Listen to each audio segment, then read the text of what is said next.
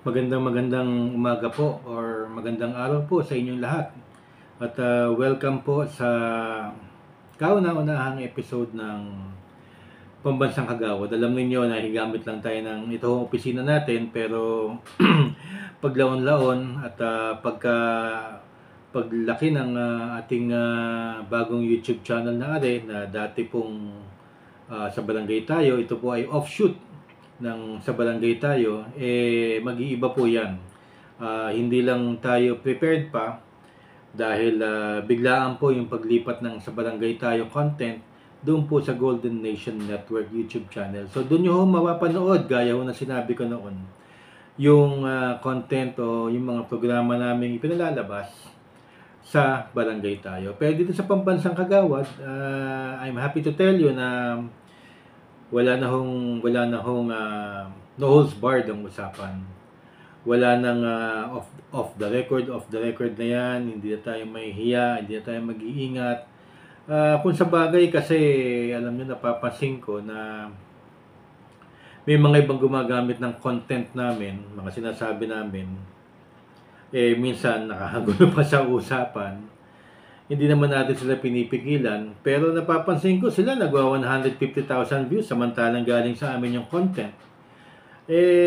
Siguro it's about time na merong isa sa Barangay Tayo at ito na nga na no holds barred na rin ang usapan natin kung anong nalalaman natin sa mga galawan sa politika, especially sa barangay affairs. Of course, ito munang pahinang ito, itong YouTube channel, pag-uusapan natin yung mga term setting. Kasi barangay affairs pa rin yung sa Barangay Tayo, pero dahil mahalaga at hindi naman tayo pwedeng maburo o doon na lagi tayo nakatuon sa Barangay Tayo, itong page na to, o rather itong YouTube channel na rin, Pambansang Kagawad, dedicated po sa term setting. Kasi hanggat hindi natatapos, mainit na mainit po ang mga nangyayari, mga sitwasyon na yan. At dahil nga po sa ating mga research, sa ating mga interviews, sa ating pong mga pakikipag-usap sa mga nakakataas sa atin, hindi ko na mention yung mga posisyon pero sigurado ako na national figures ang ating pong mga kausap. At hindi lang po yun, pati na rin po yung mga nakapaligid sila, mga chief of staff, mga media relations officer nila, mga legislative officer, at mga kaibigan po nila na close, at close din po sa atin. Nakakapagkwentuhan po kami kung ano po yung mga nangyayari na hindi na i-feature o na isasabi sa Barangay Tayo o sa anumang programa o stasyon. Hindi po siya nai-report dahil puro ho siya mga usapan on the side, hindi po siya on the record, off the record po. Pero dahil nga po ito pong Pambansang Kagawad no holds barred, dito po natin isisiwalat sapagkat ang dami kasi nagsisiwalat ng mga channels na na well, mahirap sabihin na kasi mahirap kasi maghaka-haka, no? Especially kung hindi ang basis mo yung legislative process. Pag hindi mo basis 'yon, mahirap maghaka-haka. Second, pag hindi ka sanay sa galawang politika at wala kang experience diyan, mahirap magseta. Pero ganun pa man, nagpapasalamat kami. At ako personally kasi nag-approach sa akin yung mga executives ng channel na ano ba gagawin natin sa mga kumukuha ng content natin. Hindi ko lang masabi, kinuha nyo nga yung content ko Pero ang sinabi ko sa kanila hayaan natin sapagkat the more na maraming gumagamit ng ating content, the more na tayo ibig sabihin pinaniniwalaan. Meron tayong competence. At masaya dapat tayo na sinishare nila ang ating mga sinasabi. So wala akong pakialam. I-share niyo to. Ano man, ako po yung nagpapasalamat sa inyo. Kasi iba na mundo ngayon. Wala na yung journalism standards na halimbawa plagiarism na yan.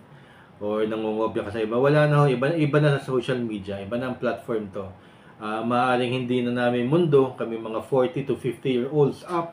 Pero para sa mga kabataan at saka para sa mundo nyo ngayon at mga pinakikinggan, yun po mundo nyo. Okay, diretso na po tayo sa ating pong usapan about term setting. Ang huli po naming sinabi dyan, ngayon po ay May 11, 2025. Parang kahapon lang nagsalita kami sa Facebook na malapit na. And exactly from now, we have 10 days to go bago June 2. So, so napakalapit na, parang isang linggo mahigit ng konti lang yan. Dahil doon, tayo po ay nagtatawag at nais po namin magkaroon ng isang special guest. Hindi ko na i-mention yung ilang mga tinawagan ko na gusto natin maging special guest ng sa barangay tayo na hanggang ngayon parang ayaw magsalita. At saka yung iba siguro hindi lang tayo pinapansin dahil hindi naman tayo ganong kalaking programa at hindi rin tayo ganong kalaking stasyon. So, it's perfectly alright. Wala namang napipikon dyan. Pero syempre, kausap natin yung mga staff nila, kausap natin yung mga sa sideline na mga nakakaalam.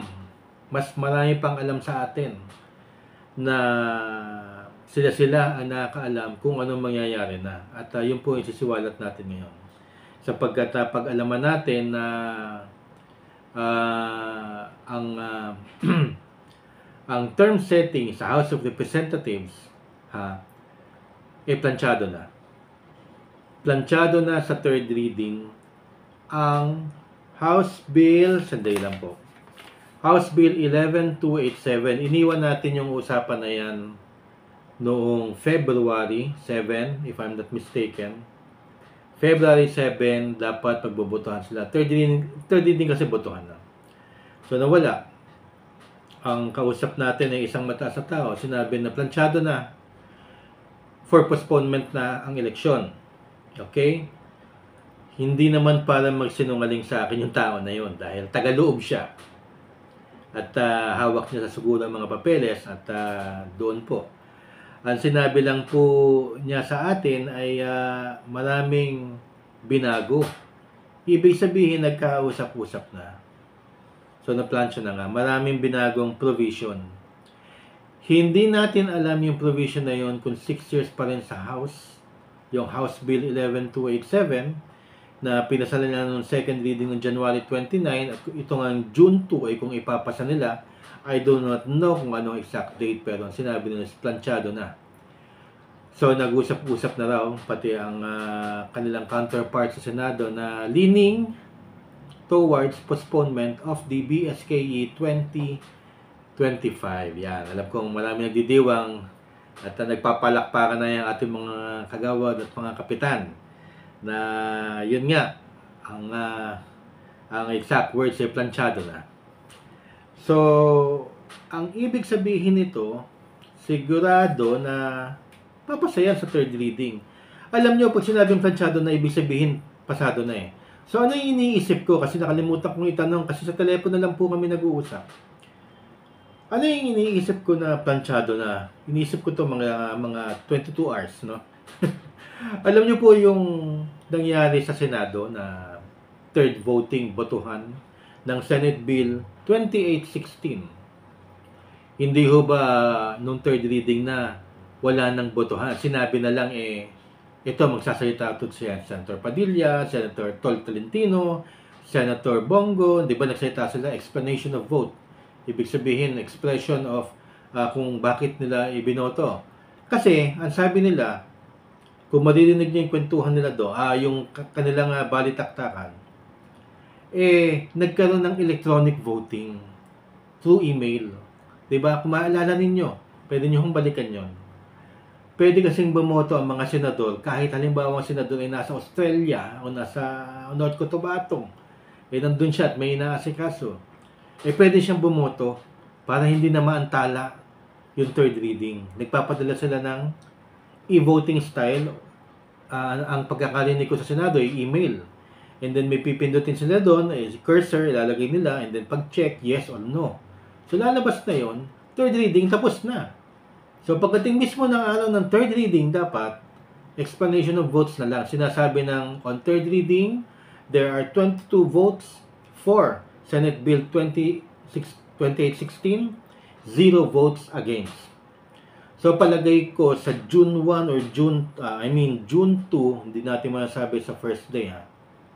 Pero sa araw mismo ng third reading, sasabihin na lang na there are 297 votes, 320 votes, I do not know. Pero nagkabotohan na kung sinasabi nilang planchado na. So, passed on third reading na ang House Bill 11287 according to my sources. Okay? Yan ang usapan dito sa Pambansang Kagawad. No holds barred. Pwede ko naman sabihin niya na, teka, hintayin niyo muna yun sa barangay tayo at blah blah blah blah blah blah. Dito kasi ayoko din maunahan ako ng ibang content, ng ibang vloggers. Minsan ko ano nagsasabi, tuloy daw, hindi daw tuloy, blah blah blah. Pero ito, this is according to my sources na nasa taas. Okay, pwedeng magdiwang ang mga nakaupo, you know.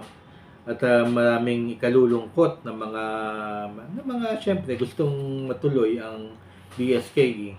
Pero ang pinag-uusapan lang naman natin sa ngayon planchado na on third reading. Hindi pa natin alam yung mga provision daw na sinabi nilang binago nila. So ano yung mga provision na yun na iniisip ko din in the last 22 hours? Baka kasi na-anticipate nila na baka maging retroactive yan. Baka mamaya yung 4 years ng Senate, i-adapt nila.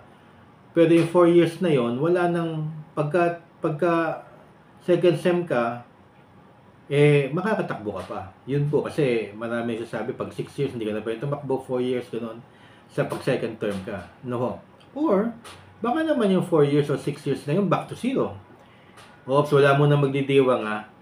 Ito, haka-haka ko lang to. Ito, pwedeng kanina hindi. Pero ito pinag-uusapan lang natin, nag-a-analyze lang tayo kasi meron daw mga provision na binago. So, alam na natin ang provision ng Senate, 4 years, 2027 ang eleksyon. Ang pumasa, hindi natin alam, pero pasado lang sa third reading sa House, ang dati, 6 years, 2029 ang eleksyon. Pero hindi na pwedeng tumakbo yung mga second termers at third termers. Hindi natin ngayon alam kung nilift yun. Kasi, pag sinabi mo hindi ka na pwedeng tumakbo, that's retroactive. Baka nasilip ng mga abogado nila na retroactive, patay tayo. Yari tayo kay Attorney Mac, tsaka Supreme Court, retroactive yan. So, baguhin na natin lahat. Or, baka naman yung ating suggestion na, sige, para 3 years, 2026. Tapos, tsaka palang paglalabanan yung 6 years. Diba? Mas okay yun. Pero hindi ko alam. Ayun, suggestion ko yun. Di ba? Up to 2026, extend kayo ng 1 year. And sa 2026 na election, kung para sa akin, kung ako lang masusunod, paglabanan nyo yung 4 years, kung 4 years ang in-approve, o 6 years. Total, nagrereklamo naman 2 years lang daw May nagsasabi nga senador, napanood ko, bakit naman daw 2 years? Maiksi daw yun. Actually, yung iba dyan na-extend na. Yung mga first termers, kawawa. Pero, hindi pa pwedeng sasabihin 2 years kaya gagawin 3 years. No, 3 years talaga kayo. Naging 2 years lang kayo dahil nagkabulilyasuhan na unconstitutional yung na-declare na unang pinasan nila about postponement of BSKE nung huli. Kaya nga, ayoko nang balikan yan. Na-explain na po natin yan. So, yun ho, ibabalita ko sa inyo. No holds barred ang Pambansang Kagawad. Kung ano naririnig ko, especially naririnig ko na Tagaloob, i-report ko kagad sa inyo. Okay? Yun po. Planchado na raw ang third reading, House Bill 11287. We will expect na yan ay papasa, i-declare na pasado sa June. Okay? And then magba-bycam. Pag-uusapan natin yung sa bycam. Bago pa lang mag-bycam, may maririnig na ako, sasabihin ko sa inyo. At sasabihin ko din sa inyo dahil alam nyo, actually, gusto ko nang sabihin sa inyo pero dinadandahan-dahan ko lang hanggang 15 minutes lang tong segment na malapit na mag 15 minutes. Ibalita ko sa Malacanang. Nais kong sabihin din sa inyo at kung anong reaction ng Malacanang tungkol po dyan. Kaya maganda, magiging exciting ang ating pong usapan. Ito po hindi haka-haka pero yung off the record, ginagawa ko ng on the record. Sabagat no holds barred ang Pambansang Kagawad. Maraming salamat po at kita-kita po tayong muli. God bless po sa inyong lahat. At salamat at sinusuportahan nyo pa rin ang ating pong channel. Thank you very much po.